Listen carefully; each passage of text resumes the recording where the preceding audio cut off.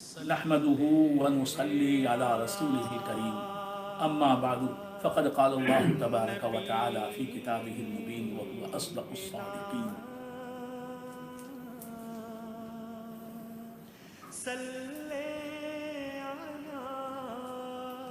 إذ قال إبراهيم رب اجعل هذا بلدا آمنا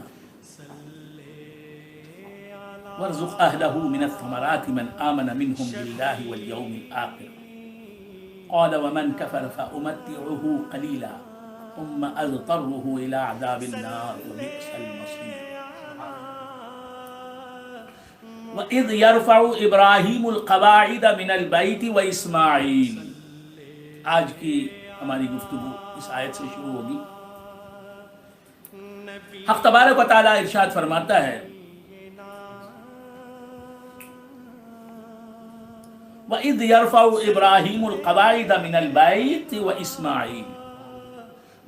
یاد کرو اس واقعے کو، اس وقت کو جب ابراہیم علیہ السلام اور اسماعیل علیہ السلام، حضرت ابراہیم علیہ السلام باپ ہیں، حضرت اسماعیل علیہ السلام ان کے مقدس بیٹے ہیں. اللہ تعالیٰ فرماتا ہے اس وقت کو یاد کرو جب ابراہیم اور اسماعیل یہ دونوں باپ بیٹے خانہ کعبہ کی تعمیر کے سلسلے میں خانہ کعبہ کی بنیادیں اٹھا رہے تھے. وَإِذْ يَرْفَعُ إِبْرَاهِيمُ الْقَوَاعِدَ مِنَ الْبَيْتِ وَإِسْمَاعِيلُ. وہ لمحہ یاد کرو، وہ وقت یاد کرو. اللہ تبارک و تعالی حضور سے فرما رہا ہے. حضور کے پیدا ہونے سے کئی ہزار سال پہلے حضرت ابراہیم علیہ السلام اور حضرت اسماعیل علیہ السلام خانہ کعبہ کی بنیادیں اٹھا رہے تھے. اللہ حضور سے فرماتا ہے کہ اس وقت کو یاد کرو. تو معلوم یہ ہوا کہ حضور جب حضرت ابراہیم علیہ السلام اور حضرت اسماعیل علیہ السلام خانہ کعبہ کی بنیادیں فاؤنڈیشن اٹھا رہے تھے، اس وقت حضور وہاں موجود تھے. جسم کے اعتبار سے نہیں، بشریت کے اعتبار سے نہیں، اپنی نورانیت کے اعتبار سے، اپنے نور کے اعتبار سے حضور کا نور وہاں موجود تھا. وہ نور دیکھ رہا تھا، وہ نور وہاں حاضر تھا اور ناظر تھا. وہ نور دیکھ رہا تھا کہ حضرت ابراہیم علیہ السلام اور حضرت اسماعیل علیہ السلام یہ دونوں خانہ کعبہ کی بنیادیں اٹھا رہے ہیں. اللہ تعالیٰ فرماتا ہے اے مصطفیٰ اس وقت کو یاد کرو، اس لمحے کو یاد کرو جب کہ ابراہیم اور اسماعیل خانہ کعبہ کی بنیادیں اٹھا رہے تھے. اور کیا کہہ رہے تھے؟ ربنا تقبل منا انک انت السمیع العلیم. اے اللہ ہم تیرا گھر بنا رہے ہیں، تیرے گھر کی تعمیر کر رہے ہیں، تیرے گھر کے فاؤنڈیشنز اٹھا رہے ہیں. اس کام کو تو ہم سے قبول فرما. ہم تو کر رہے ہیں، تو اس کام کو قبول فرما، اس نیکی کو ہماری قبول فرما، اس عبادت کو قبول فرما. ربنا تقبل منا انک انت السمیع العلیم. اے اللہ تو یہ کام ہم سے قبول فرما. یقیناً تو ہی حقیقی سننے والا اور حقیقی جاننے والا ہے. ہم جو کہہ رہے ہیں وہ بھی تو سن رہا ہے اور ہمارے دلوں کی نیت سے بھی تو واقف ہے. ہم یہ فاؤنڈیشنز اٹھا رہے ہیں صرف تیری رضا کے لیے، تجھے راضی کرنے کے لیے، تیری خوشنودی کے لیے. ربنا وجعلنا مسلمین لک. حضرت ابراہیم علیہ السلام اور حضرت اسماعیل علیہ السلام دعا کر رہے ہیں کہ اے ہمارے رب، اے اللہ اجعلنا مسلمین لک، ہم دونوں کو تیرا فرما بردار بندہ بنا، تیرے احکام پر چلنے والا بنا، ہمیشہ تیری اطاعت کرنے والا بنا، کبھی تیری نافرمانی کرنے والا نہ بنا. ہم سے کبھی تیری نافرمانی سرزد نہ ہو، کبھی تیری شریعت کے خلاف ہم سے کوئی کام سرزد نہ ہو، کبھی تیرے احکام کی خلاف ورزی ہم نہ کر سکیں.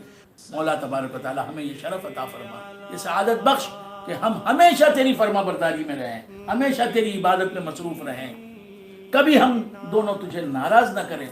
ربنا وجعلنا مسلمین لک، ہم دونوں کو تیرا فرما بردار بنا، اور ومن ذریتنا، اور ہماری اولاد کو بھی، ومن ذریتنا، اے پروردگار ہم دونوں کی اولاد کو بھی، ہماری نسلوں کو بھی، آئندہ نسلوں کو بھی مولا تیرا فرما بردار بنا، تیرا مطیع و منقاد بنا۔ امتا مسلمتا لک، اے اللہ ہماری نسل کو، ہماری ذریت کو، ہماری اولاد کو تو تیرا فرما بردار بنا۔ وَأَرِنَا مَنَاسِكَنَا، اور تو ہمیں تیری عبادت کے قاعدے سکھا، طریقے سکھا، سلیقہ سکھا۔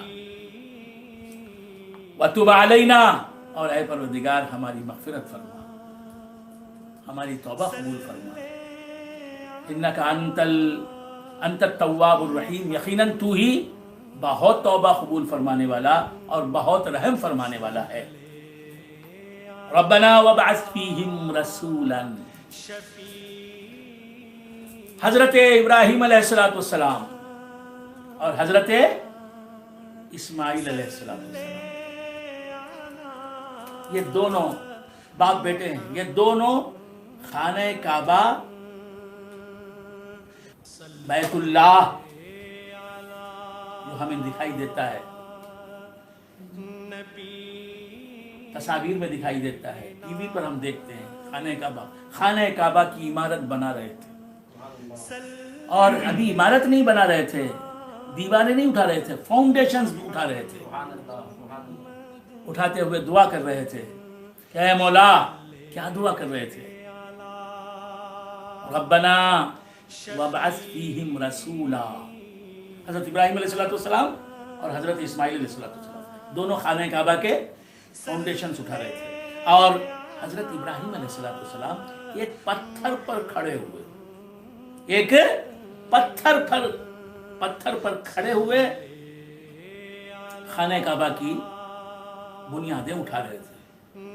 وہ پتھر آج بھی مرجع خلائق ہے، وہ پتھر آج بھی موجود ہے، اس پتھر پر حضرت ابراہیم علیہ السلام کے مقدس قدموں کا نشان ہے، 2 قدموں کا نشان ہے۔ حجاج کرام دیکھتے ہیں، اس پتھر کا نام ہے مقام ابراہیم، یعنی وہ پتھر جس پر حضرت ابراہیم علیہ السلام کھڑے ہوئے، حضرت ابراہیم علیہ السلام کھڑے ہوئے، اور یہ پتھر جو ہے یہ جنت سے آیا، یہ پتھر جنت سے آیا، اور یہ پتھر جو ہے وہ جنت کا یاقوت ہے، جنت کا وہ پتھر ہے جسے یاقوت کہتے ہیں، یاقوت۔ تو حضرت ابراہیم علیہ السلام ایک پتھر پر کھڑے ہوئے تھے، آج جو پتھر موجود ہے اس پتھر کا نام ہے مقام ابراہیم، کل بھی موجود تھا وہ پتھر، آج بھی موجود ہے، قیامت تک موجود رہے گا۔ کیوں موجود رہے گا؟ اس پر حضرت ابراہیم علیہ السلام کے قدموں کے نشان ہیں، وہ یادگار ہے حضرت ابراہیم علیہ السلام کی، وہ حضرت ابراہیم علیہ السلام کے تبرکات میں شامل ہوتا ہے۔ وہ پتھر ویسے تو پتھر ہے، پتھر ہے، لیکن عام پتھروں کے جیسا نہیں، کیونکہ ایک پیغمبر، جلیل القدر پیغمبر، عظیم الشان پیغمبر حضرت ابراہیم علیہ السلام، جنہیں لقب ملا اللہ کی بارگاہ سے خلیل اللہ کا، اللہ کا دوست، تو حضرت ابراہیم علیہ السلام کے قدموں کے نشان اس پتھر پر ہیں، لہذا وہ پتھر جو ہے مسلمانوں کی نظر میں، اللہ کی نظر میں، اللہ کے حبیب کی نظر میں معظم پتھر ہے، مکرم پتھر ہے، محترم پتھر ہے، معتبر پتھر ہے، اس کی تعظیم کرنی چاہیے، اور اس کی تعظیم ہو رہی ہے، اور اللہ کے حکم سے ہو رہی ہے۔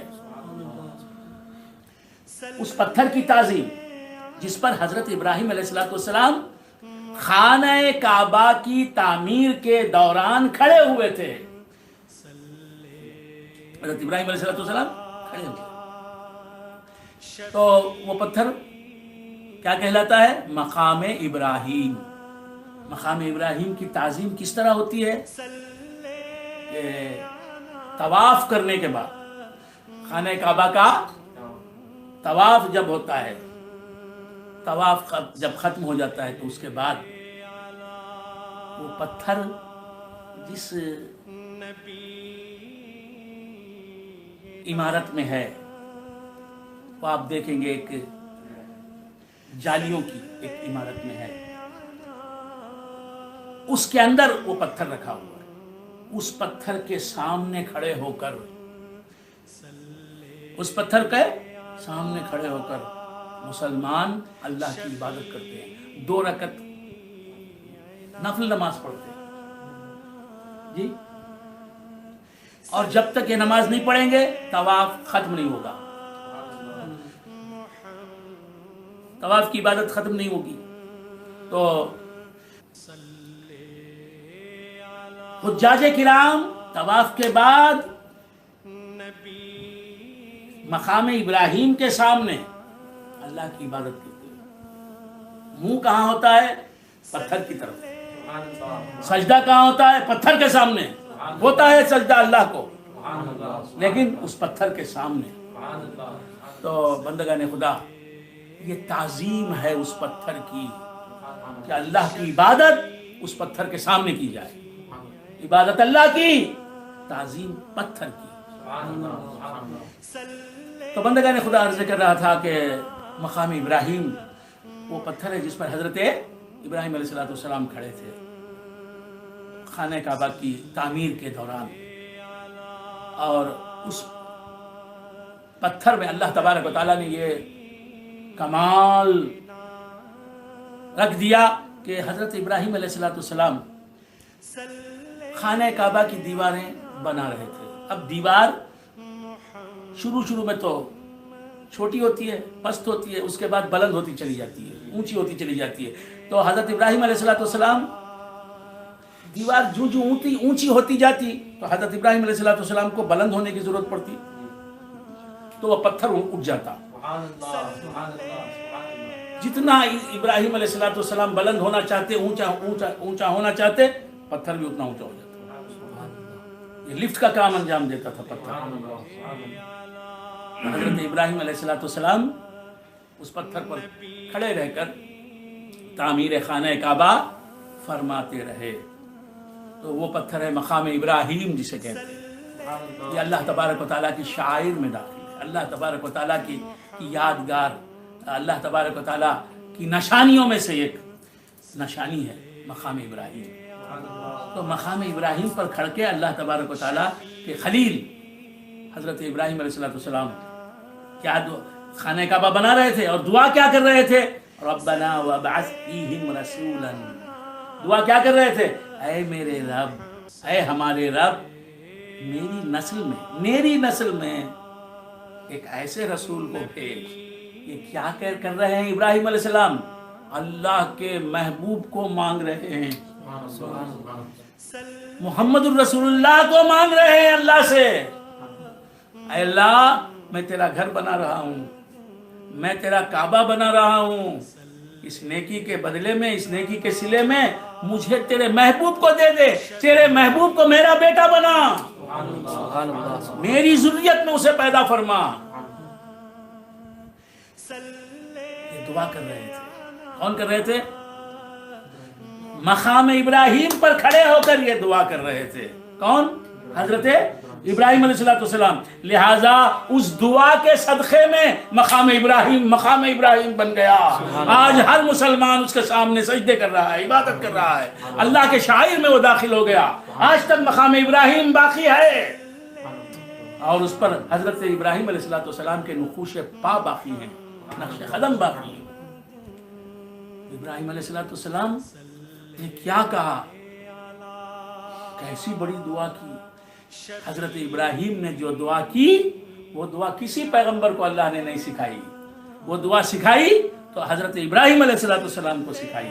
حضرت ابراہیم علیہ السلام کو کیوں سکھائی؟ اس لیے کہ محمد رسول اللہ صلی اللہ علیہ وآلہ وآصحابہ وسلم کو بیٹا بنانا مقصود تھا ابراہیم علیہ السلام کا، اور حضرت ابراہیم علیہ السلام کو جناب محمد رسول اللہ صلی اللہ علیہ وآلہ وآصحابہ وسلم کا مقدس باپ اور جد امجد بنانا مقصود تھا اللہ تبارک و تعالی۔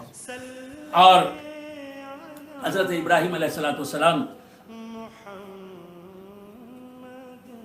کو اللہ تبارک و تعالیٰ نے دعا سکھائی، اللہ تبارک و تعالیٰ نے دعا سکھائی۔ اور حضور کے بعد اگر کسی کا درجہ ہے پیغمبروں میں، پروفٹس میں، تمام انبیاء اور مرسلین میں، تو وہ حضرت ابراہیم علیہ السلام کا درجہ ہے۔ تو حضور کے بعد جو سب سے معظم رسول ہے، سب سے مکرم رسول ہے، محترم رسول ہے، سب رسولوں میں افضل رسول ہے، اللہ تبارک و تعالیٰ نے اسی کا بیٹا بنایا جناب محمد رسول اللہ صلی اللہ تعالی علیہ وآلہ وآصحابہ وسلم کو۔ اس طرح اللہ نے حق دوستی ادا کر دیا کہ ابراہیم تو میرا دوست ہے، جا تجھے میں اپنا حبیب دیتا ہوں، میری دوستی جو تجھ سے ہے وہ کہہ رہی ہے مجھ سے، وہ تقاضا کر رہی ہے مجھ سے کہ میں اپنے حبیب کو تیرا بیٹا بنا دوں، اپنے محبوب کو تیرا بیٹا بنا دوں۔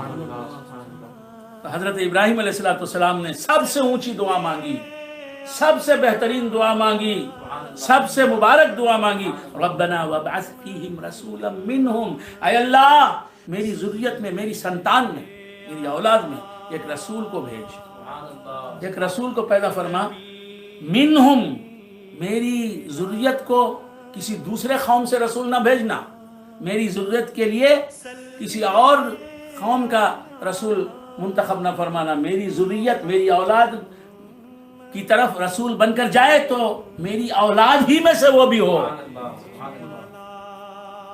یتلو علیہم آیاتک، وہ رسول میری اولاد پر تیری آیتیں پڑھ کے سنائے، میری اولاد کو تیری آیتیں پڑھ کر سنائے، وَيُعَلِّمُهُمُ الْكِتَابَ وَالْحِكْمَةَ، اور کتاب و حکمت کی تعلیم انہیں دے میری اولاد کو، وَيُزَكِّهِمْ، اور وہ انہیں پاک کرے برائیوں سے، جسمانی گناہوں سے اور قلبی اور روحانی گناہوں سے، بیماریوں سے انہیں پاک کرے، اِنَّكَ أَنْتَ الْعَزِيزُ الْحَكِيمُ، یقیناً تو ہی غالب ہے اور حکمت والا ہے، تیرے ہر کام میں تو ہی جانے کی کتنی حکمتیں موجود ہوتی ہیں۔ تو بندگان خدا، عرض کر رہا تھا کہ سرکار دو عالم صلی اللہ علیہ وسلم کو مانگا، کعبہ بنا رہے ہیں، کعبہ بنا رہے ہیں، کعبے کے آباد کرنے والے کو بھی مانگ رہے ہیں، جس طرح تو نے مجھے کعبے سے منسوب کیا ہے، کعبہ میرا، مولا کعبے کو آباد کرنے والا بھی میرا بنا دے، کعبے کا جو روح رواں ہوگا، کعبہ جس کے نور سے بنے گا، وہ بھی مجھے دے دے مولا۔ تو کعبے کو بناتے ہوئے مدینے والے کو مانگا، حضرت ابراہیم علیہ السلام، جس پتھر پر کھڑے ہو کر حضور کو مانگا، وہ پتھر آج تک امر ہے، مٹ نہیں سکتا۔ بندگان خدا، عرض کر رہا تھا کہ حضرت ابراہیم علیہ السلام کی دعا ہے، اسی لیے سرکار دو عالم صلی اللہ علیہ وآلہ وآصحابہ وسلم کو کیا کہتے ہیں ہم؟ دعائے خلیل۔ ابراہیم علیہ السلام کی دعا ہے محمد رسول اللہ صلی اللہ علیہ وسلم، دعائے خلیل۔ تو کعبہ بناتے ہوئے محمد رسول اللہ کو کیوں مانگا؟ کعبہ گھر ہے، مکین محمد رسول اللہ بنیں گے، کعبہ ویران رہے گا اگر محمد رسول اللہ اسے آباد نہیں کریں گے۔ کعبہ کیا تھا؟ کعبۃ اللہ کتنا محترم مقام ہے، اللہ کا گھر، اللہ نے خود اسے کہا بیتیا، میرا گھر۔ کعبے کو بیت اللہ کہتے ہیں، اللہ کا گھر، کعبہ اللہ کا گھر ہے، اللہ تبارک و تعالیٰ کی وہاں عبادت ہوتی ہے، کعبے میں نماز بھی ہوتی ہے اور طواف ہوتا ہے، حج کے ایام میں حج ہوتا ہے۔ تو کعبہ کتنا محترم مقام ہے. تمام مسجدوں میں افضل مسجد مسجد حرام، کعبہ سب مسجدوں میں افضل ہے. تو کعبہ کیوں افضل ہے؟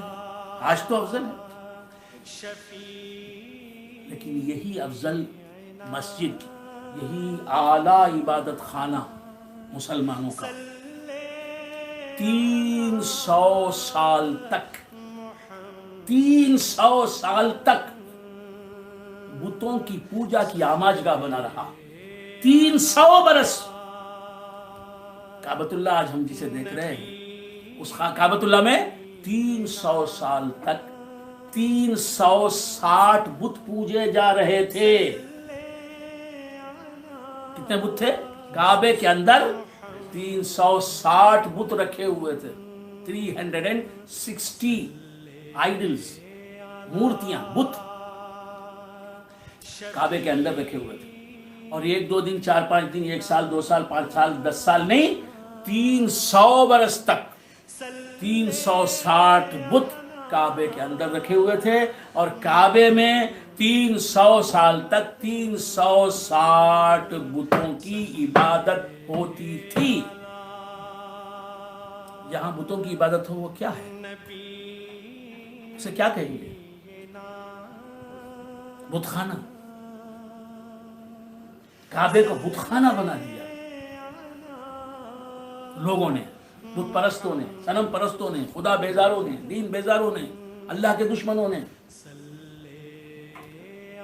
دین حنیف کا نام مٹانے والوں نے کعبے کو بت خانہ بنا دیا.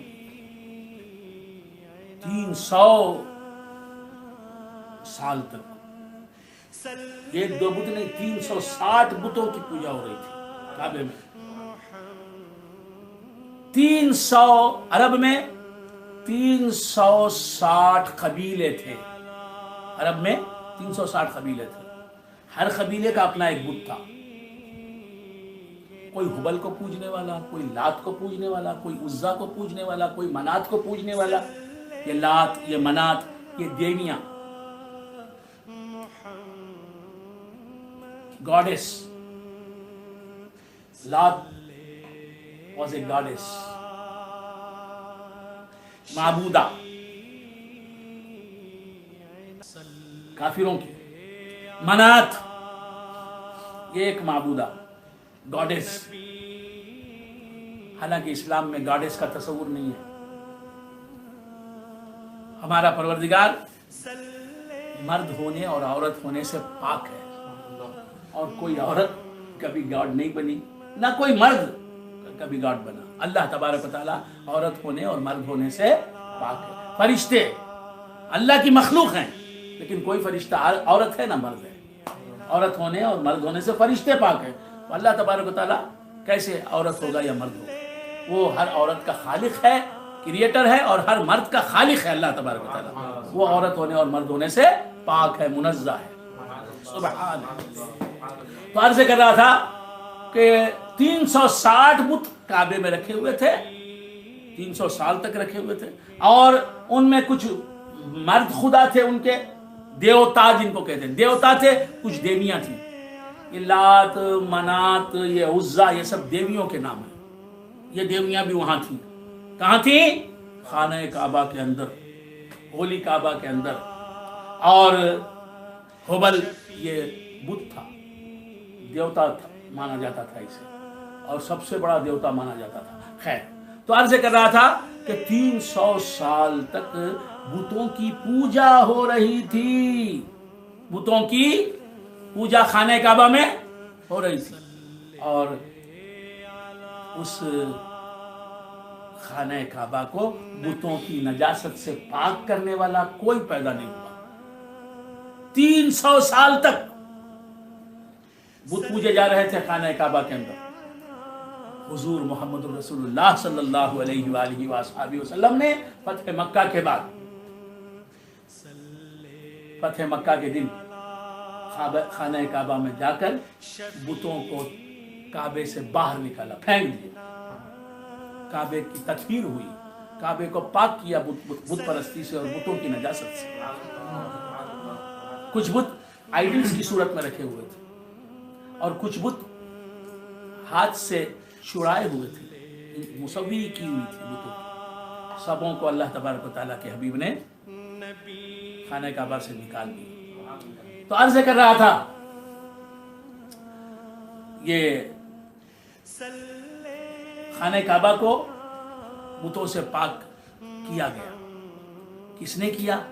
کسی اور نے نہیں، حضرت ابراہیم علیہ السلام کے مقدس پوتے، مقدس بیٹے، مقدس پڑ پوتے جناب محمد رسول اللہ صلی اللہ علیہ وسلم۔ تو خانہ کعبہ کو لوگوں نے، خدا دشمنوں نے، خدا بیزاروں نے بت پرستی کا اڈا بنا دیا۔ پھر محمد رسول اللہ نے اس کی عظمت رفتہ اسے عطا فرمائی، اس کی عظمت اسے دی، کعبے کو کعبہ بنایا جناب محمد رسول اللہ صلی اللہ علیہ وسلم۔ تو اللہ تبارک و تعالیٰ کعبے کو بتوں کی نجاست سے پاک کرنے والے کو اللہ تبارک و تعالیٰ کا گھر کعبہ بناتے ہوئے حضرت ابراہیم علیہ السلام مانگ رہے ہیں، مصطفیٰ کو مجھے دے دے مولا، تیرے حبیب کو مجھے دے دے، تیرا حبیب جو ہے وہ میرا بیٹا کہلائے، میرا فرزند کہلائے۔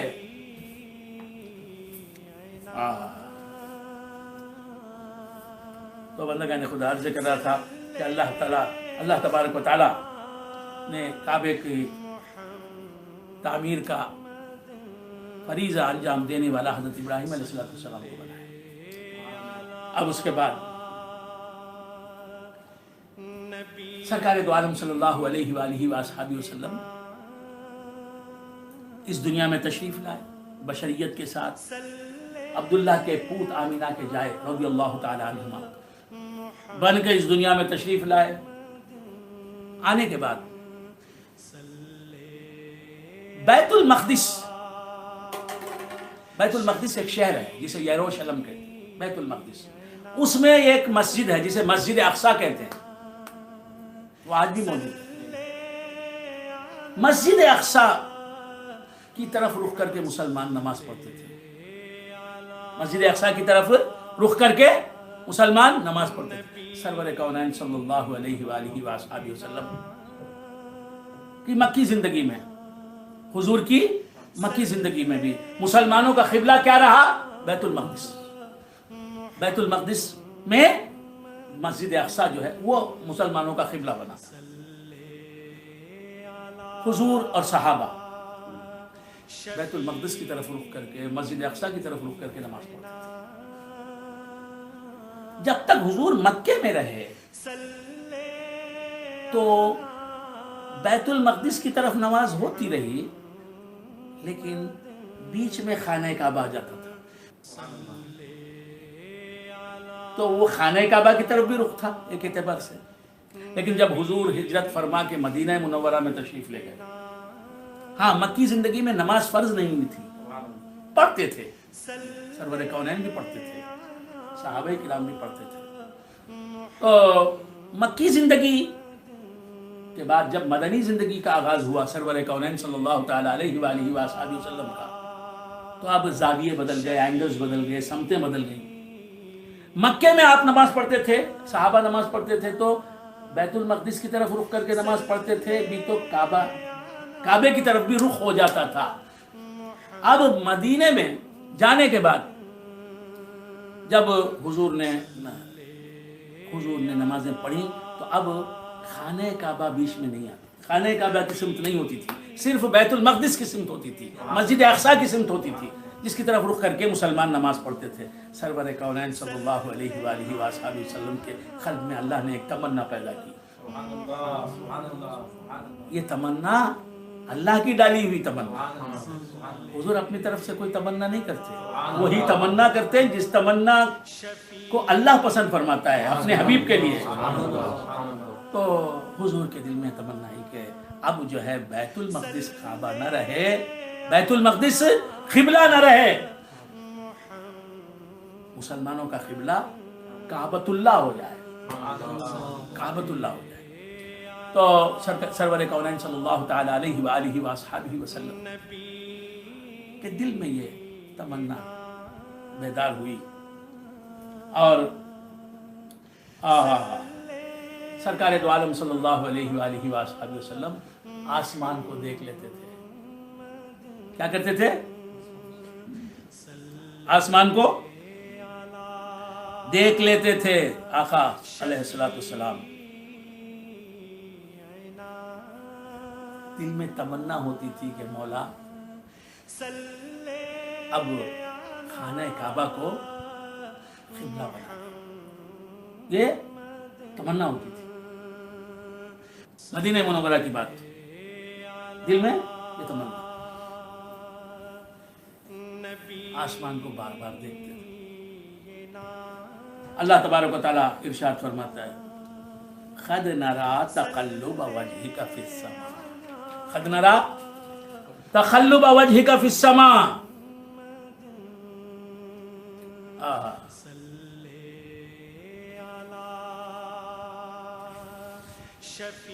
اے مصطفیٰ تم زبان سے تو نہیں کہہ رہے ہو,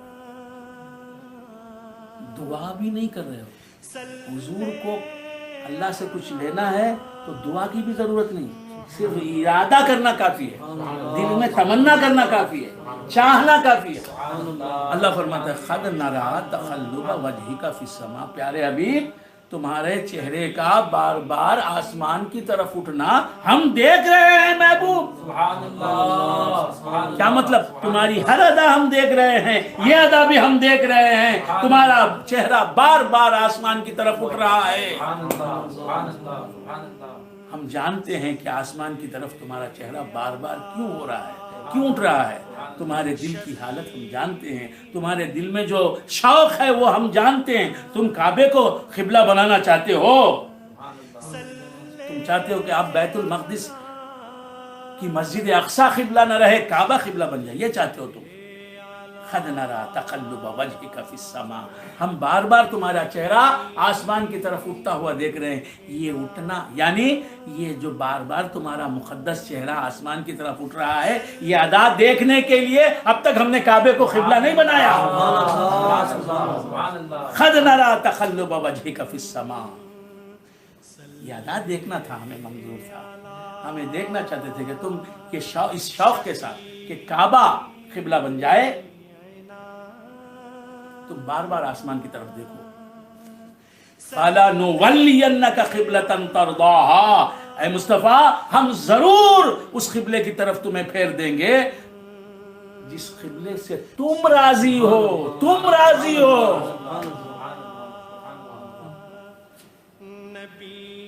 ہم ضرور اس قبلے کو ہم ضرور اسی کو قبلہ بنائیں گے جسے تم قبلہ دیکھنا چاہتے ہو. کعبے کو قبلہ بنا دیں گے. فَلَنُوَلِّيَنَّكَ. یہاں کعبے کا نام نہیں لیا اللہ تعالیٰ نے. ہم ضرور تمہیں کعبے کی طرف پھیر دیں گے, کعبے کو تمہارا قبلہ بنا دیں گے, نہیں کہا. یہاں فرما رہا ہے اللہ تعالیٰ ہم ضرور تمہیں پھیر دیں گے مصطفیٰ اس قبلے کی طرف جس قبلے سے تم راضی ہو, جس قبلے کو تم پسند کرتے ہو, تم چاہتے ہو. تو علماء کرام نے فرمایا, اکابر امت نے فرمایا, اولیاء معظمین نے فرمایا, محترم مفسرین نے فرمایا, قابل قدر رائے رکھنے والے بزرگان دین نے فرمایا کہ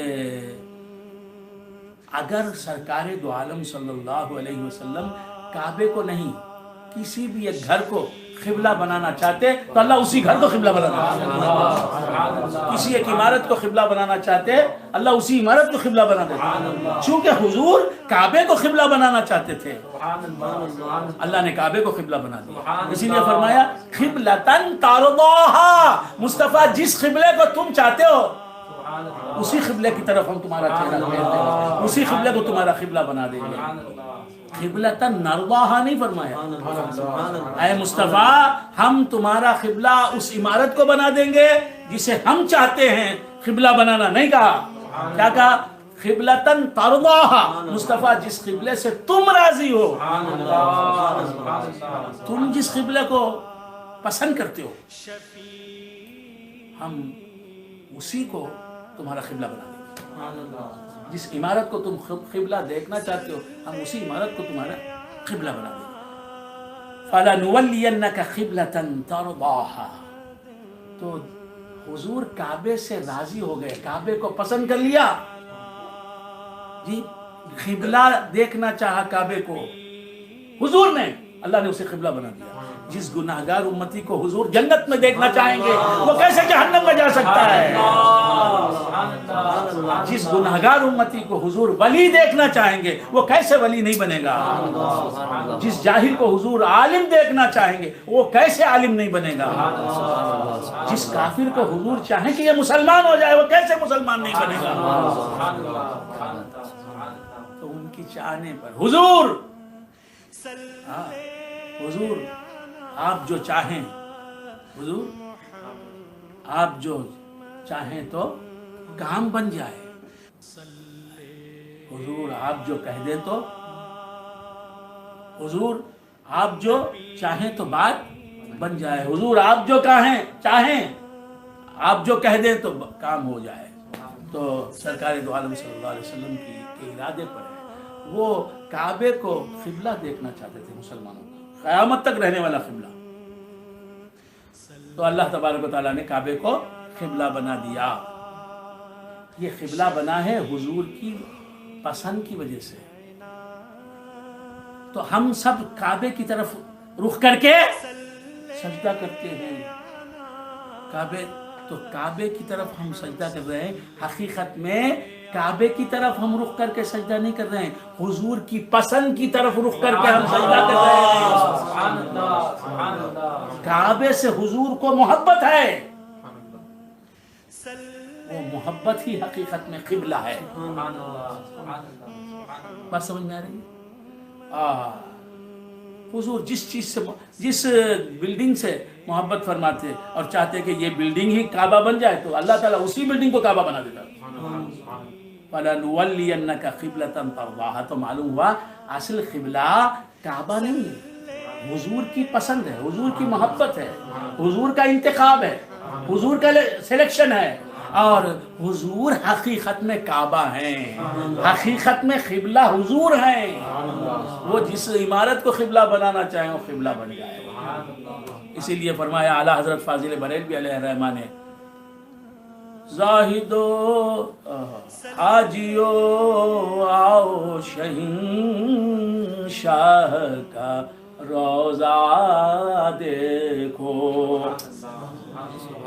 حاجیو آؤ شہنشاہ کا روزہ دیکھو. حاجیو آؤ شہنشاہ کا روزہ دیکھو. حاجیو آؤ شہنشاہ کا روزہ دیکھو. کعبہ تو دیکھ چکے, کعبے کا کعبہ دیکھو. کعبہ تو دیکھ چکے, کعبے کا کعبہ دیکھو. حاجیو آؤ شہنشاہ کا روزہ دیکھو. کعبہ تو دیکھ چکے, کعبے کا کعبہ دیکھو. غور سے سن تو رضا, کعبے سے آتی ہے صدا. غور سے سن تو رضا, کعبے سے آتی ہے صدا. میری آنکھوں سے میرے پیارے کا روزہ دیکھو. میری کعبہ کہتا ہے ارے میری آنکھوں سے میرے محبوب کا روزہ دیکھو, مدینے کا سبز گنبد دیکھو, مدینے کی سنہری جالیاں دیکھو. اور سے سن تو رضا, کعبے سے آتی ہے صدا.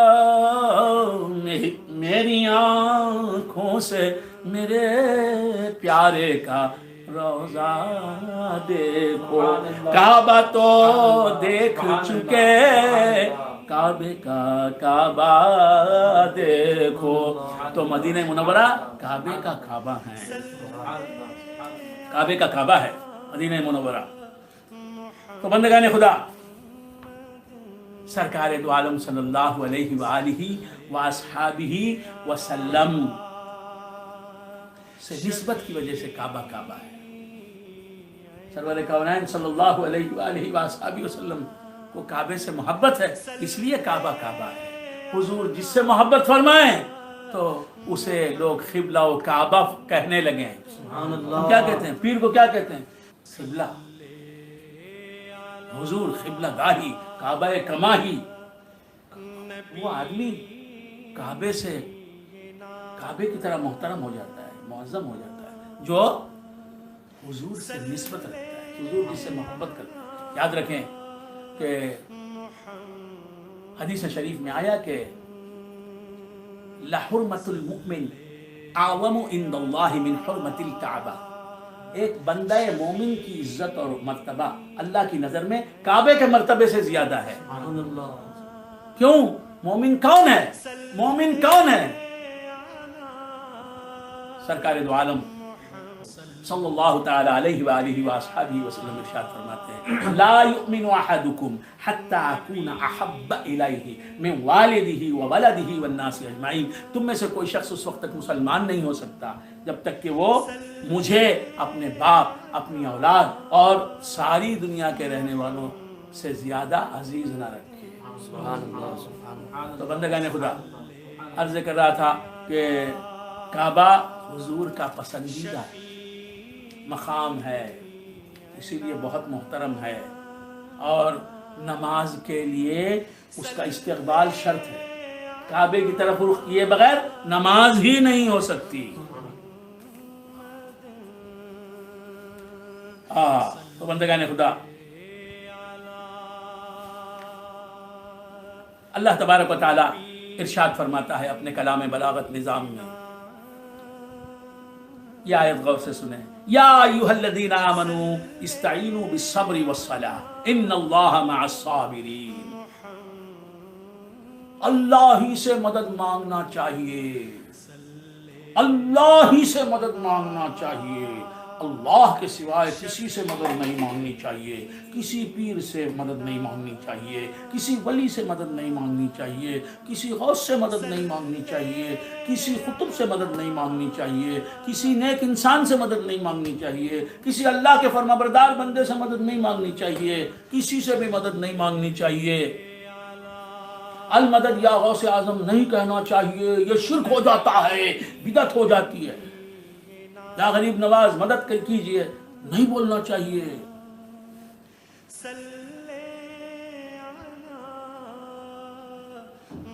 یا رسول اللہ، المدد یا رسول اللہ نہیں کہنا چاہیے، المدد یا اللہ ہی کہنا چاہیے. مدد مانگنا ہے تو صرف اللہ سے مانگنا ہے، اللہ کے کسی بندے سے نہیں مانگنا. خواہ وہ بندہ ولی ہو، خواہ وہ بندہ نبی ہو، نبی سے بھی، کسی نبی سے بھی مدد نہیں مانگنا. یہاں تک کہ سرور کونین صلی اللہ علیہ وآلہ وآصحابہ وسلم سے بھی مدد نہیں مانگنا.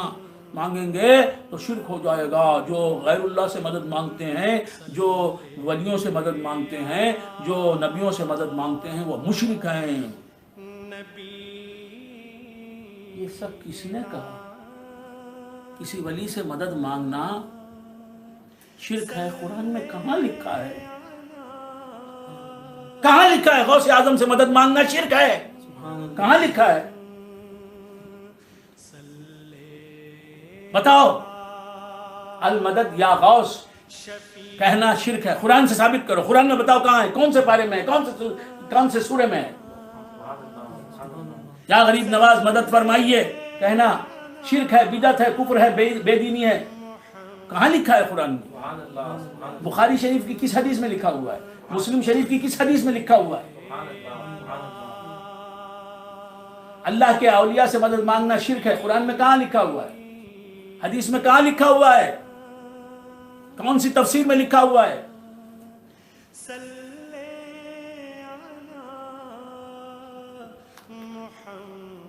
المدد یا غوث نہیں پکارنا، المدد یا خواجہ نہیں پکارنا، صرف اللہ سے مدد مانگنا. کیوں؟ ایاک نعبد و ایاک نستعین. اللہ کی بارگاہ میں ہم کہتے ہیں کہ اے اللہ ہم تجھی سے مدد طلب کرتے ہیں، تجھی سے مدد طلب کرتے ہیں. کیا مطلب؟ ہم غیر اللہ سے بھی جو مدد مانگ رہے ہیں حقیقت میں وہ مدد بھی تجھی سے مانگ رہے ہیں.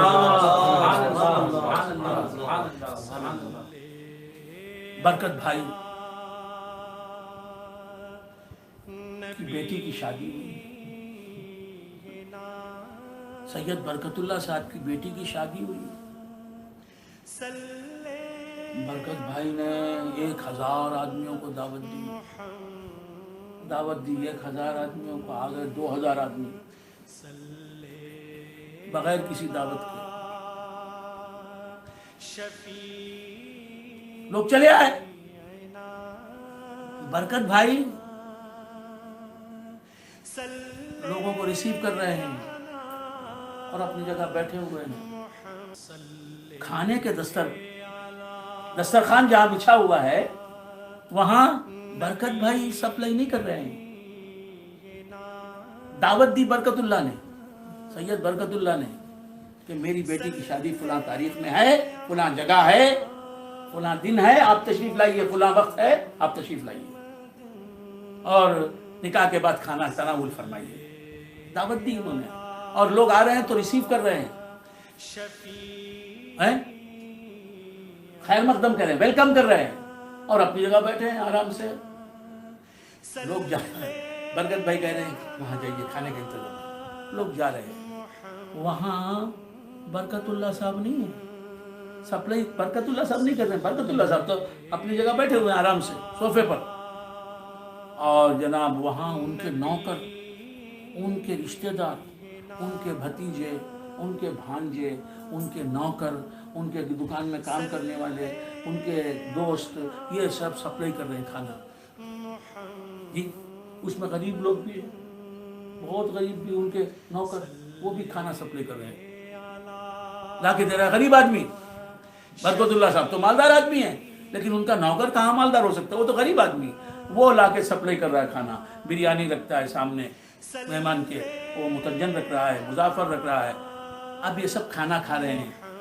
مہمان جو آئے ہیں شادی میں وہ کھانا کھا رہے ہیں. بریانی کھا لی، ایک میٹھا کھایا، پھر اس کے بعد دوسرا میٹھا کھایا، پھر وہ نان بھی کھا لی، پھر مرغ مسلم بھی کھا لیا، بکرا بھی کھایا، کیا کیا کھایا. سب کھانے کے بعد جا کے کیا کہتے ہیں؟ شکریہ کسے ادا کرتے ہیں؟ وہ نوکر کو نہیں جس نے کھانا پیش کیا، جس نے کھانا لا کر سامنے رکھا، مختلف غذائیں ڈشز سامنے لا کے رکھی، اسے شکریہ نہیں کرتے. سیدھا جاتے برکت اللہ بھائی کیا کھانا بنایا بھائی، شکریہ بھائی بہت اچھا کھانا، شکریہ بھائی، شکریہ صاحب، thank you very much, thank you very much. Thank you کسے کر رہے ہیں؟ برکت صاحب کو. تو کیا سمجھ کے کر رہے ہیں؟ اگرچہ کہ نوکر نے آپ کے کھانا دیا، حقیقت میں آپ کا کھانا تھا. وہ نوکر کا دینا آپ کا دینا تھا. حقیقت میں آپ کے دوست نے کھانا رکھا ہمارے سامنے لا کر، لیکن وہ کھانا اس کا نہیں تھا. حقیقت میں دوست نے نہیں دیا آپ کے ہمیں کھانا، آپ نے کھانا دیا.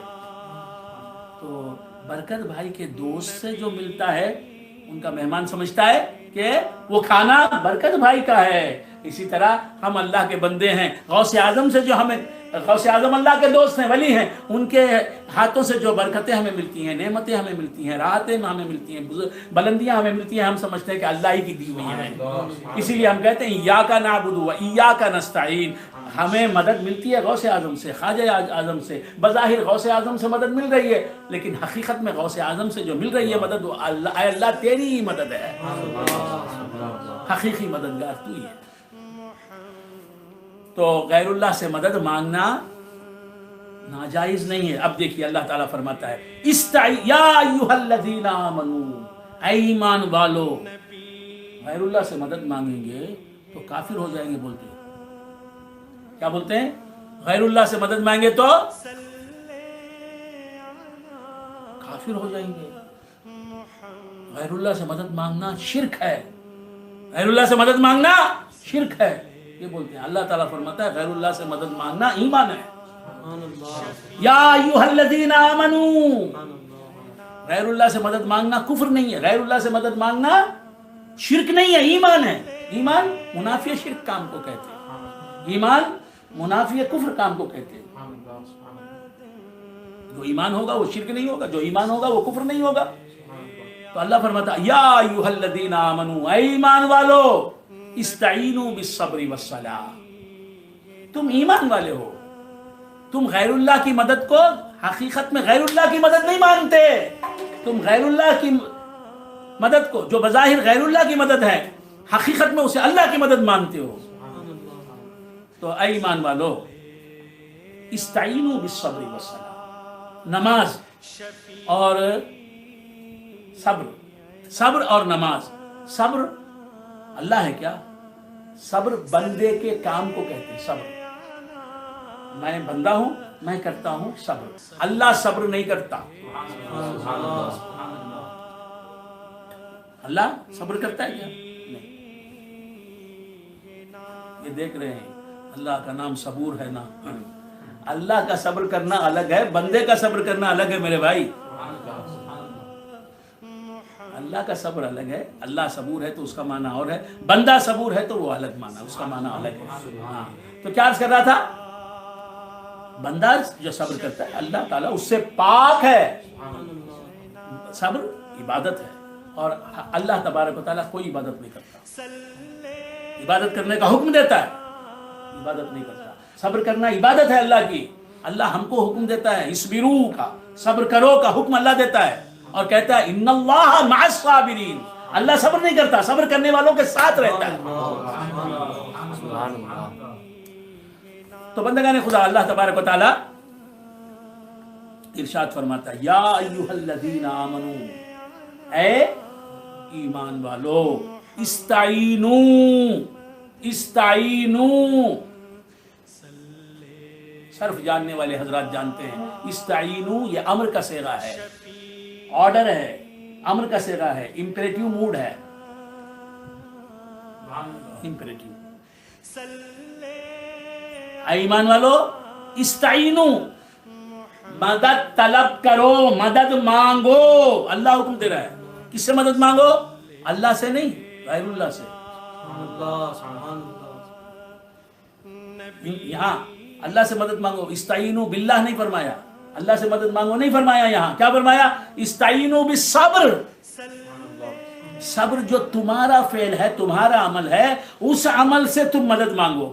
میں کیا, میرا صبر کتنا, میں ناقص, میرا فعل صبر وہ بھی ناقص. خواجہ کامل, میں میری نیکی کو اللہ کہتا ہے کہ اس سے مدد مانگو. تو خواجہ اجمیری سے مدد مانگوں گا تو میرا صبر افضل ہے کہ خواجہ کی ذات افضل ہے. میرا صبر افضل ہے, میرا کام افضل ہے کہ غوث اعظم کی ذات اور شخصیت افضل ہے. بس میرا ایک کام صبر. اللہ کہتا ہے کہ اس ایک کام کو تم وسیلہ بناؤ اور مدد مانگو اس کام سے. کہ خواجہ اجمیری کے انہوں نے کتنا صبر کیا ہوگا, ان کے پاس نیکیوں کا خزانے ہیں. اگر میں ان کی ذات کو ان کی ذات سے مدد مانگوں تو میں کیسے ناکام ہو جاؤں گا. تو بندگان خدا عرض کر رہا تھا, اللہ فرماتا ہے تم جو نیکی کرتے ہو, صبر کرتے ہو, اس صبر سے مدد مانگو. یہ صبر تمہارا کام ہے. واللہ خلقکم وما تعملون. اللہ تبارک و تعالیٰ فرماتا ہے کہ اللہ نے تم کو بھی پیدا کیا. اے بندو, اللہ نے تم کو بھی پیدا کیا اور تمہارے تمام کام, اچھے کام ہو یا برے کام, ان سب کو بھی اللہ نے پیدا کیا. تو میری ذات بھی اللہ کی مخلوق ہے, میری ذات کو بھی اللہ نے پیدا فرمایا اور میری نیکیوں کو بھی اللہ نے پیدا فرمایا. میں جو صبر کرتا ہوں وہ میری نیکی ہے. اسے کس نے پیدا کیا؟ اللہ تعالی نے. آپ سمجھ رہے ہیں؟ نہیں سمجھ میں بات نہیں آئی تو دوستو, میرے بچوں, مجھ سے پوچھو. خالی بیٹھ کے سننا اور سمجھ میں نہیں آئی بھی تو اٹھ کے چلے جانا نہیں. جو بات سمجھ میں نہیں آئی مجھ سے پوچھنا, کیا ہے یہ, آپ کیا بول رہے تھے, یہ بات تو میری سمجھ میں نہیں آئی. تو کیا عرض کر رہا تھا کہ استعینوا بالصبر والصلاۃ. اللہ فرماتا ہے کہ تمہارا جو عمل ہے کیا ہے, صبر, اس سے مدد طلب کرو. تمہاری نیکی صبر جو ہے اس سے مدد طلب کرو. تو ہماری نیکی, ہمارا کام ہماری مدد کر سکتا ہے تو غوث اعظم ہماری مدد نہیں کر سکتے؟ اور غوث اعظم نیکیوں کے سمندر میں تیر رہے ہیں، نیکیوں میں ہیں، اور تو بندگان خدا غوث اعظم سے ہم مدد مانگیں گے تو حقیقت میں ان کی نیکیوں سے مدد مانگنا ہی ہے وہ۔ تو بندگان خدا عرض کر رہا تھا کہ اللہ فرماتا ہے تمہارے صبر سے تم مدد مانگو۔ یہ صبر جو ہے اللہ کی مخلوق ہے، اللہ نہیں، تو غیر اللہ سے مدد مانگنے کا حکم اللہ دے رہا ہے اس آیت میں، استعینوا بالصبر والصلاۃ، اور نماز سے تم مدد مانگو۔ تم نماز پڑھ رہے ہو، تمہارا کام ہے، اس سے تم مدد مانگو۔ تو معلوم یہ ہوا کہ اللہ تبارک و تعالیٰ نماز پڑھنے والوں کو یہ سعادت بخشتا ہے کہ ان کی نمازیں ان کی مدد کرتی ہیں، اس لیے تم نماز کے پابند بن جاؤ۔ استعینوا بالصبر والصلاۃ ان اللہ مع الصابرین۔ اللہ فرماتا ہے کہ یقیناً اللہ تبارک و تعالیٰ صبر کرنے والوں کے ساتھ ہو جاتا ہے۔ تم صبر کرو تو صبر کرتے ہی اللہ تمہارے ساتھ ہو جاتا ہے۔ اب اس سے بڑی سعادت کیا چاہیے تمہیں؟ اس سے بڑی اور کیا نعمت چاہیے؟ اللہ ساتھ ہو جائے تو صبر کرنے والے کے ساتھ اللہ ہو جاتا ہے۔ کیا مطلب؟ اللہ تبارک و تعالیٰ کی حمایت، اللہ کی مدد، اللہ کی رحمت، اللہ کی نصرت صبر کرنے والے کے ساتھ ہو جاتی ہے۔ ان اللہ مع الصابرین، اللہ تبارک و تعالیٰ صبر کرنے والوں کے ساتھ ہوتا ہے۔ اللہ جس کے ساتھ ہو گیا، جس صبر کرنے والے کے ساتھ اللہ ہو گیا، وہ جیت گیا یا اس پر ظلم کرنے والا جیتا؟ تو ظلم کرنے والے کے ساتھ اللہ کی حمایت و نصرت نہیں ہوتی۔ ظلم کرنے والا بادشاہ ہے اور صبر کرنے والا فقیر ہے، تو فقیر بادشاہ سے افضل ہے، اور بادشاہ حقیقت میں ہار چکا ہے۔ ظلم کرنے والا بادشاہ اور صبر کرنے والا فقیر جیت گیا، کیونکہ اللہ اس کے ساتھ ہے۔ اللہ کی حمایت و نصرت فقیر کے ساتھ ہے، بادشاہ کے ساتھ نہیں۔ ان اللہ مع الصابرین، ظالم کے ساتھ اللہ کی رحمت نہیں، اور مظلوم کے ساتھ جو صبر کرے اللہ کی رحمت ہے۔ تو بندگان خدا عرض کر رہا تھا غیر اللہ سے مدد مانگنا اس آیت سے ثابت ہوتا ہے۔ استعینوا بالصبر والصلاۃ۔ سرکار دو عالم نور مجسم صلی اللہ تعالی علیہ وآلہ وآصحابہ وسلم فرماتے ہیں استعینوا علی انجاح الحوائج بالکتمان فإن كل ذی نعمت محسود۔ سرور کونین صلی اللہ، یہ حدیث شاید آپ کو پہلی بار سننے میں مل رہی ہے۔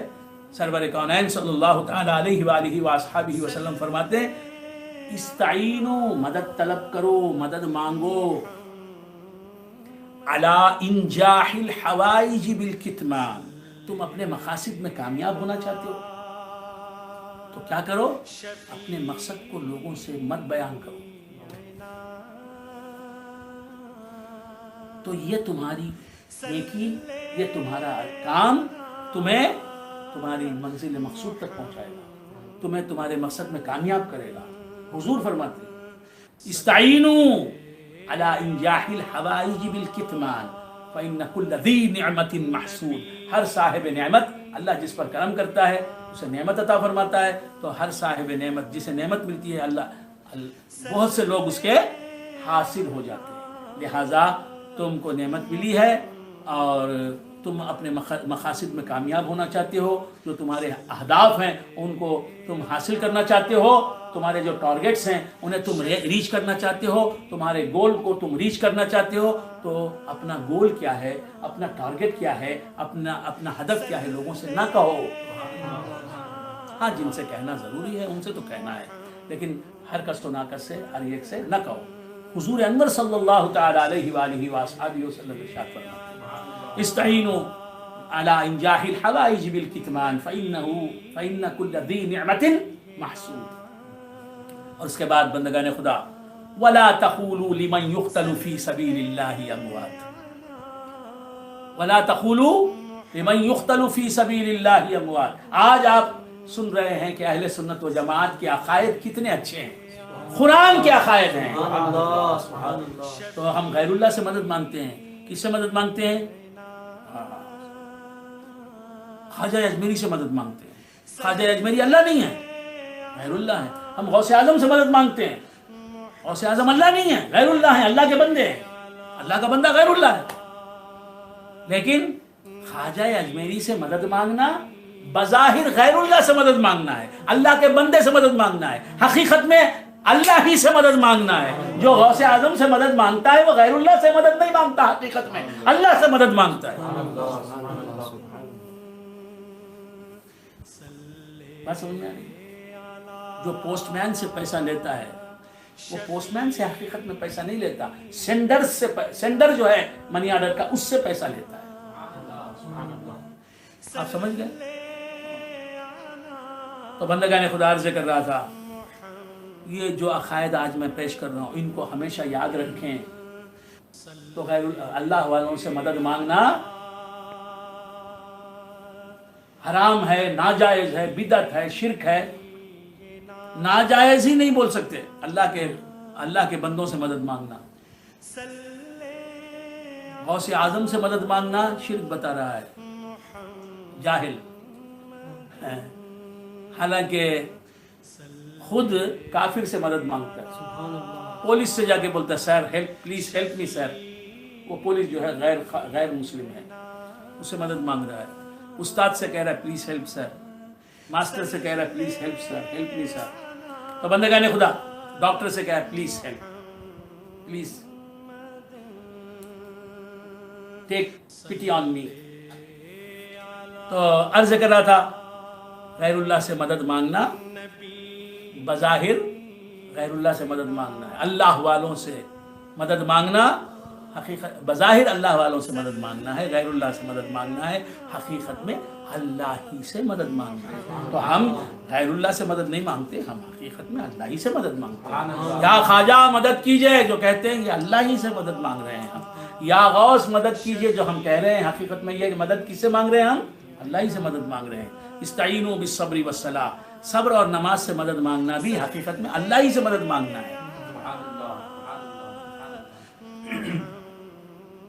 کیوں کہ صبر کرنے والے کے ساتھ اللہ کہتا ہے میں ہو جاتا ہوں. تو صبر سے تم مدد مانگو گے تو مدد کون دے گا؟ اللہ دے گا. وَلَا تَقُولُوا لِمَنْ يُقْتَلُ فِي سَبِيلِ اللَّهِ أَمْوَاتٌ. اللہ تبارک و تعالیٰ ارشاد فرماتا ہے کہ جو بندے میری راہ میں قتل ہو جاتے ہیں، شہید ہو جاتے ہیں، میدان جنگ میں جا کر اعلاء کلمت الحق کے لیے، اللہ کے دین کی سربلندی کے لیے، دین اسلام کی فتح مندی کے لیے، تو میدان جنگ میں جاتے ہیں اور شہید ہو جاتے ہیں، قتل ہو جاتے ہیں کفار کے ہاتھوں. اللہ فرماتا ہے کہ جو لوگ میرے راستے میں قتل ہو جاتے ہیں ان شہیدوں کے بارے میں یہ نہ کہو کہ وہ مردہ ہیں، بل احیاء، بلکہ وہ زندہ ہیں، ولکن لا تشعرون، لیکن ان کی زندگی تمہاری سمجھ میں نہیں آ رہی، تم ان کی زندگی کو سمجھ نہیں سکتے. تو بندگان خدا شہید قتل ہونے کے باوجود زندہ ہے، تو شہید جس کے دین پر عمل کرنے کی وجہ سے شہادت کے مرتبے پر فائز ہوا، شہید کہلایا، وہ رسول کیسے مردہ ہو سکتا ہے؟ ہر شہید نبی نہیں ہوتا، لیکن ہر نبی کو شہید کا مرتبہ ضرور ملتا ہے. تو یہ آیت ثابت کرتی ہے کہ تمام انبیاء زندہ ہیں، تمام انبیاء زندہ ہیں. الانبیاء احیاء فی قبورہم یصلون، تمام انبیاء زندہ ہیں، اپنی قبروں میں نماز پڑھ رہے ہیں. اللہ فرماتا ولا تقولوا لمن، تو شہید کے مزار پر کوئی گیا اور جا کے اس نے دعا کی اللہ تعالیٰ سے اور شہید سے کہا یا شہید ہماری مدد کر دو، ہم نے جو اللہ سے دعا کی ہے وہ دعا اللہ سے کہو کہ قبول کر لے. ایسا کہنے والا کہتا ہے تو وہ مردے سے کہاں کہہ رہا ہے؟ شہید تو زندہ ہے. بات سمجھ میں؟ اب میں آپ سے پوچھتا ہوں ولی کا مرتبہ زیادہ ہے کہ شہید کا مرتبہ زیادہ ہے؟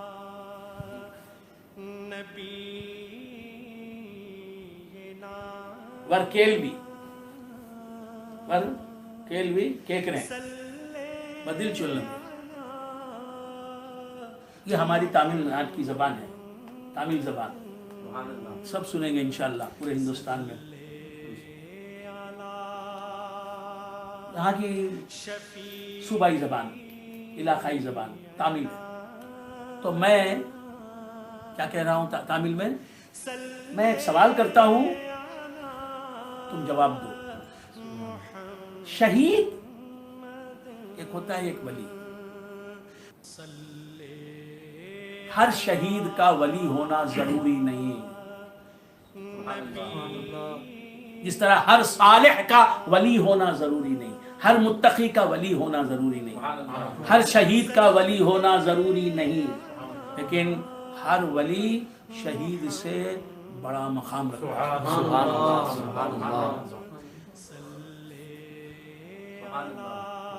شہید سے بڑا مقام رکھتا ہے.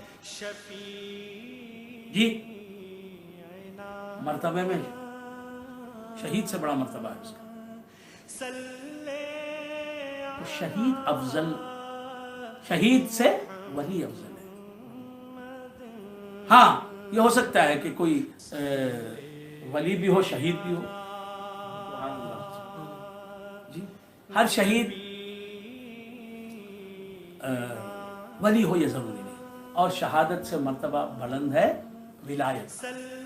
شہید تو شہید ہے، ولی اللہ کا دوست ہے.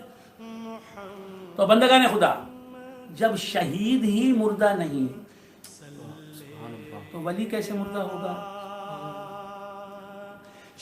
بات سمجھ میں آ رہی ہے؟ تو ولی کو اللہ تبارک و تعالی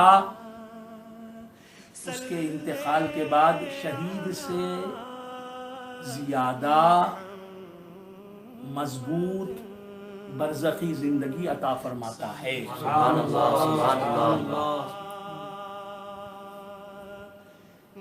یہ بات ذہن نشین رکھیں.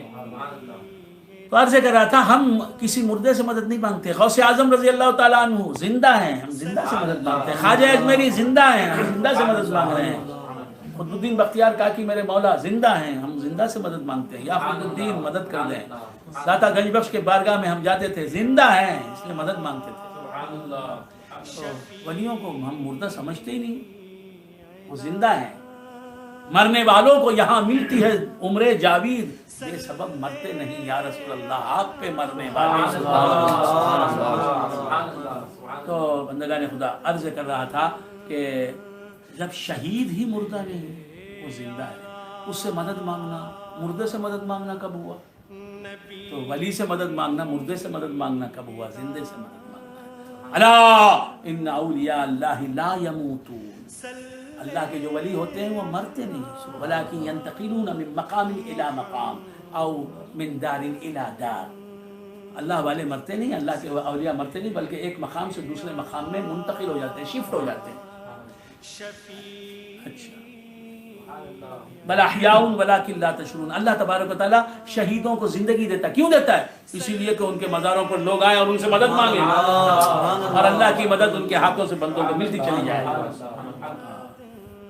تو بندگان خدا عرض کر رہا تھا کہ اللہ تبارک و تعالیٰ کے بندوں کو، اللہ کے خاص بندوں کو اپنے جیسا نہیں سمجھنا. کار پاکارا خیاس از خود مگیر. اللہ کے پاک بندوں کو اپنے جیسا مت سمجھ. گرچہ باشد در نوشتن شیر و شیر. فارسی میں ایک لفظ ہے شیر، ایک لفظ ہے شیر. شیر شین یہ رے شیر، شیر کے بھی وہی اسپیلنگ ہے، شین یہ رے شیر. شیر اس کے بھی اسپیلنگ وہی ہے، شین یہ رے. شیر کے معنی ہے دودھ، شیر کے معنی ہے لائن. لکھنے میں دونوں ایک ہی ہیں، لیکن حقیقت میں کہاں شیر کہاں دودھ. اسی طرح اللہ والے شیر ہیں، ہم دودھ ہیں. مولانا روم رحمۃ اللہ علیہ فرماتے ہیں کار پاکاں راخیا سز خود مگیر. کار پاکاں راخیا سز خود مگیر. گرچہ باشد در نوشتن شیر و شیر. گرچہ ماند در نوشتن شیر و شیر لکھنے میں شیر اور شیر ایک جیسے لگتے ہیں. شینیر شیر شینیر شیر. شیر کے معنی دودھ. ہالو ہالو کنڑ زبان میں کنڑ زبان میں کیا کہتے ہیں؟ ہمارے پیر بھائی سید سجاد صاحب سید سجاد عامری نوری فاؤنڈیشن کے فاؤنڈر اور مسجد رسول اللہ کے فاؤنڈر ہمارے سید سجاد عامری سید صاحب ہیں. اور وہ ان کا شہر ہے بنگلور اور وہاں کی علاقائی زبان کنڑ زبان. وہاں دودھ کو کیا کہتے ہیں کنڑ زبان میں؟ ہالو. بنگالی لفظ لگتا ہے ہالو. اور ہماری زبان علاقائی زبان تامل. اور یہاں کیا کہتے ہیں؟ پال. یہاں پال وہاں ہالو. تو مختلف زبان. اور تمہاری تیلگو زبان میں کیا کہتے ہیں؟ پالو. پالتو کی کمی رہ گئی. پالو. اچھا پالو ہالو اور پال. ہاں تو کیا عرض کر رہا تھا؟ زبانیں مختلف ہیں معنی ایک ہے. تو شیر کے معنی پالو ہالو اور شیر کے معنی لائن سینہا. کنڑ زبان میں شیر کو کیا کہتے ہیں؟ سینہا. سنگھا شیر. سنگم تامل زبان میں سنگم شیر. تو کہاں شیر کہاں دودھ. لیکن لکھنے میں ایک ہی ہے شین یہ رے شین رے رے. اسی طرح دیکھنے میں اللہ کا ولی بھی جو ہے عام آدمی کے جیسا لگتا ہے لیکن وہ اللہ کا محبوب ہے. عام آدمی ہے. اے عام آدمی کچھ تو تیری بگڑی نہیں بنا سکتا. اللہ کا ولی پیار سے دیکھ لے تو تیرا مقدر بدل جائے. وہ تجھے چاہنے لگے تو تیرا مقدر بدل جائے. غوث کو یا غوث کہتے کہتے ہو جاتے ہیں غوث. خواجگی مل جاتی ہے خواجہ کا تو دم بھر کے دے. خواجگی تو بندگان خدا اللہ کا ولی چاہے تو کیا نہ کر سکے. میرے پیر کی حمایت کامل حیدرآبادی رحمۃ اللہ علیہ فرماتے ہیں. پیران پیر کے تعلق سے فرماتے ہیں میرے پیر یعنی پیران پیر. میرے پیر کی حمایت ان کی مدد ان کی نصرت. میرے پیر کی حمایت میرے ساتھ ہے تو بس ہے. میرے پیر کی حمایت میرے ساتھ ہے تو بس ہے. میری ٹھوکروں میں منزل مجھے ہر بھنور کنارہ. میری ٹھوکروں میں منزل مجھے ہر بھنور کنارہ. تو عرض کر رہا تھا کہ اللہ کا ولی جسے پیار سے دیکھ لے اس کی دنیا بھی بن جائے آخرت بھی بن جائے. سرکار دو عالم نور مجسم صلی اللہ تعالی علیہ وآلہ وآصحابہ وسلم فرماتے ہیں اللہ والوں کی شان کیا ہے؟ ہم القوم لا یشقی بہم جلیسہم.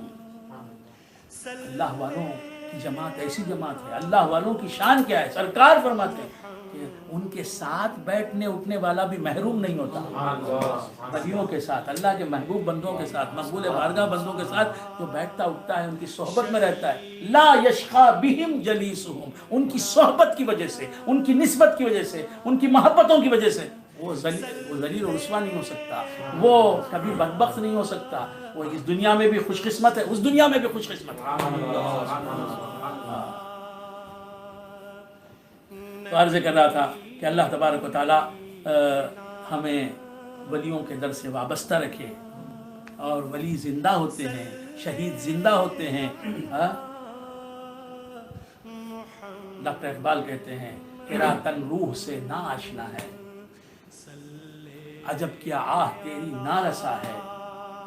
تنے بے روح سے بیزار ہے حق خدائے زندہ زندوں کا خدا ہے. سبحان اللہ.